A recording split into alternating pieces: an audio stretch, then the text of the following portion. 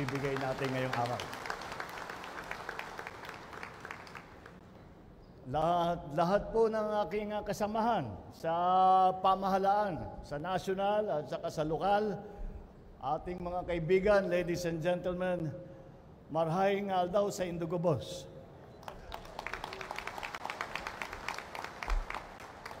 Bago ang lahat, nais ko pong magpasalamat sa napakainit na pagtanggap ninyo sa akin dito sa Legazpi.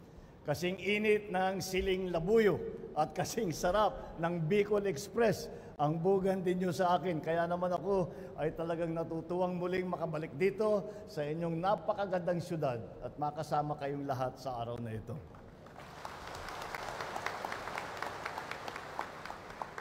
Narito po ako ngayon kasama ang ilang ahensya ng pamahalaan upang kamustahin kayo at personal na maghatid ng serbisyo at ng tulong. Hindi po lingid sa kaalaman ng lahat na marami talaga ang tinamaan itong nakaraang El Nino na hinaharap pa rin natin na El Nino dito sa Albay, pati na rin sa inyong mga karatig probinsya.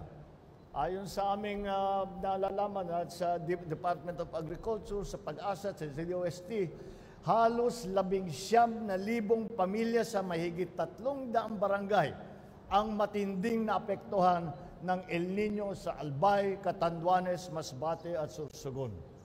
Karamihan po sa mga lubhang naapektuhan ito ay ang mga nagtanim ng palay at mais na talagang nahirapan ng isalba ang mga nasirang pananim.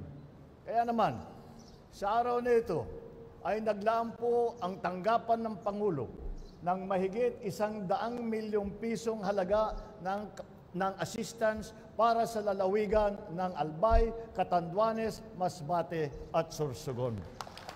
Check assistance from the Office of the President para sa ating affected farmers, fisherfolk at kanilang mga pamilya amounting to 41,550,000 pesos sa probinsya ng Albay na tatanggapin ng ating butihing Governor Edsel Grex Lagman.